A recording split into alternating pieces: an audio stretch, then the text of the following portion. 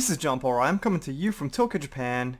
As you guys know, if you follow the Depp vs. Heard case, there's a hashtag called mwithAmber, and what they do obviously is they defend Amber Heard. So I want to go over some of their best defenses, and I want to go over an article they point to that's supposed to make Johnny look bad, but the article actually is, well, you'll see.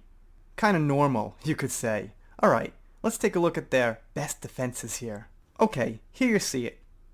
This is what they lay out. I got this from Twitter. Of course, a hashtag is not in one specific place, but this is what people who say I'm with Amber like to repeat. Society. Why don't people speak up about domestic violence? Why do they suffer in silence instead of seeking help? Okay, fair enough question.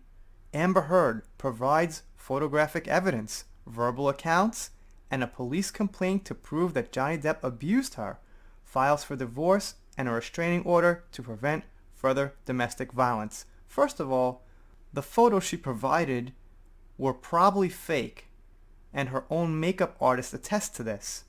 Her secretary has admitted to seeing her naked and also attests to the fact that there was probably nothing going on as far as abuse. Verbal accounts? Well, the verbal accounts that Amber Heard put out there were actually kind of evidence against her. Police complaint? That's not proof. Anybody can complain to the police. You don't need complete evidence for something to file a police report. Restraining order? Alright, I don't know the exact rules and laws about restraining orders, but I'm pretty sure you don't need 100% proof to get a restraining order. So actually, nothing here on Amber's side actually points towards hardcore evidence. Then they go on to, I guess, sarcastically or witfully poke fun at society. Innocent until proven guilty. That sounds pretty fair to me. Don't jump to conclusions. Don't jump to conclusions. Okay, I guess not. We don't know the full story. Okay, I'll meet them halfway on that. We don't know the full story, but a lot of it has come out at this point. Don't believe everything you see on the media. Fine. He doesn't seem like that type of guy. She's a gold digger.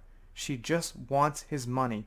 Well, when you say he doesn't seem like that type of guy, you can't say that if you've, like, I don't know, been following someone for like a year. But when you follow somebody for a lifetime, for like 4 decades, and you've got all this evidence from people in his past that he is a good guy, it's fair to say that.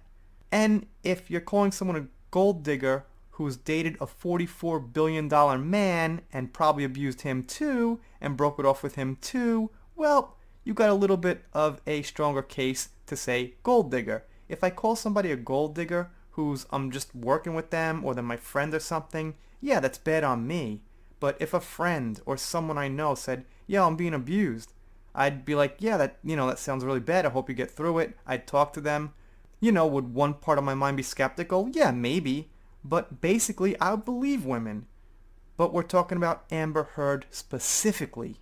Let's not forget. So, this is the article they point to from 2016 about Johnny Depp fights bodyguard in drunken stupor. Now here's the thing. This article is kind of like a YouTube clickbait video where they don't really get into the fight. They don't get into the stupor. What they end up getting into is how Johnny was hitting on some blonde, which is perfectly normal for someone who just came out of a rock concert and who's a movie star.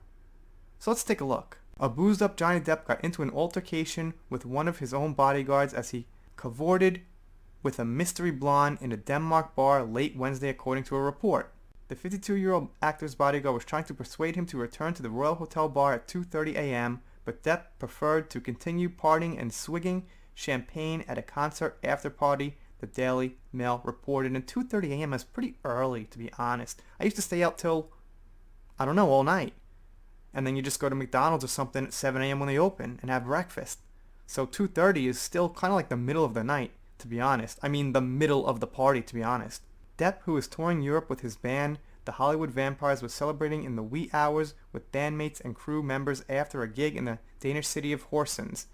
Depp was intent on drinking and smoking a lot with the blonde, witnesses said, which is perfectly normal, and when you're a guy who goes out, the main goal is to spend as much time and drink and smoke as much as possible with the hottest girl you could find. There's nothing wrong with that and no argument there. Johnny was the last one to leave the bar. Even after everyone had finished the champagne and gone home, it was Johnny that went back to the bar. The Observer said, "Oh my God, so Johnny was the last one at a bar. How horrible. Can't believe that." To look at him last night with his clothes from the show and the mascara and everything, he looked like he was Jack Sparrow one more time. The Observer added, "Yeah, that's really weird that Johnny Depp would look like Jack Sparrow. I wonder why that is."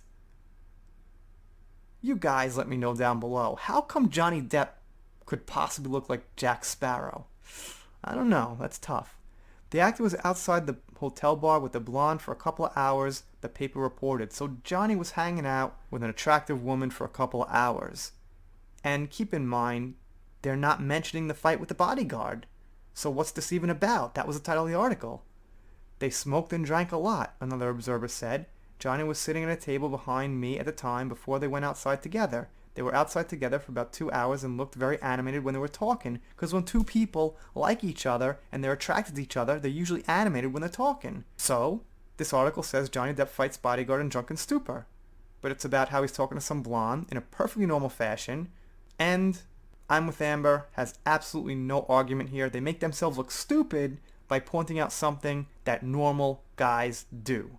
Anyway, I think these are kind of important. We could go back and forth all day on how Johnny has evidence, how Johnny's right, how Johnny should win, but I think it's just as important, if not more important, to look at the people defending him.